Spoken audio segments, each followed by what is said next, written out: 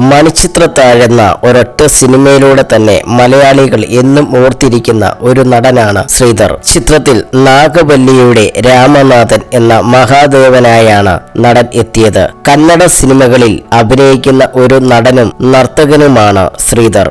എന്നാൽ മണിച്ചിത്രത്താഴ് സിനിമയ്ക്ക് ശേഷം കുറച്ചു നാളുകൾ കഴിഞ്ഞപ്പോഴാണ് അത്ര വലിയ വിജയമായിരുന്നുവെന്ന് താൻ അറിയുന്നതെന്ന് പറയുകയാണ് നടൻ. ഷൂട്ടിനു വേണ്ടി കേരളത്തിലേക്ക് വന്നതല്ലാതെ ആ സിനിമ തിയേറ്ററിൽ എക്സ്പീരിയൻസ് ചെയ്തിരുന്നില്ല എന്നും ശ്രീധർ പറഞ്ഞു.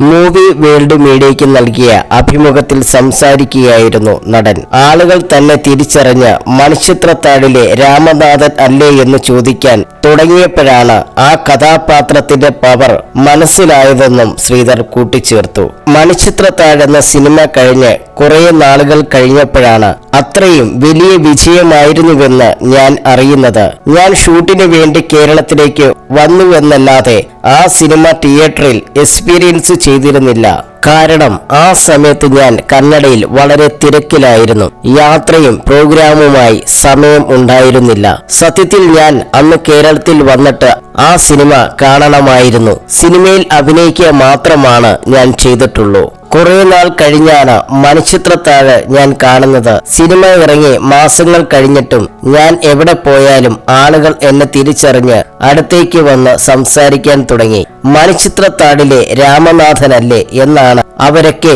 ചോദിച്ചിരുന്നത്. ആ സമയത്താണ് ഞാൻ ആ കഥാപാത്രത്തിന്റെ പവർ മനസ്സിലാക്കുന്നത്. നാഗവല്ലിയുടെ രാമനാഥന് ഇത്രത്തോളം റീച്ച് കിട്ടിയെന്ന് മനസ്സിലാക്കാൻ ഞാൻ വൈകി. മലയാളികളായ ആളുകൾക്ക് എന്നെ ഇഷ്ടപ്പെടുന്നത് ആ സിനിമയിലൂടെയാണ്. മണിച്ചിത്രത്താഴ് എന്ന സിനിമയിലെ ഏറ്റവും ചെറിയ കഥാപാത്രമായിരുന്നു എന്റേത്. അതാണ് എന്നെ ഏറ്റവും കൂടുതൽ അത്ഭുതപ്പെടുത്തിയത്. ഒരു മുറൈ വന്ന് പാത്തായ എന്ന പാട്ടും ഏറെ ശ്രദ്ധിക്കപ്പെട്ടു. വളരെ വ്യത്യസ്തമായ സിനിമയും പാട്ടുമായിരുന്നു അത്, ശ്രീധർ പറഞ്ഞു.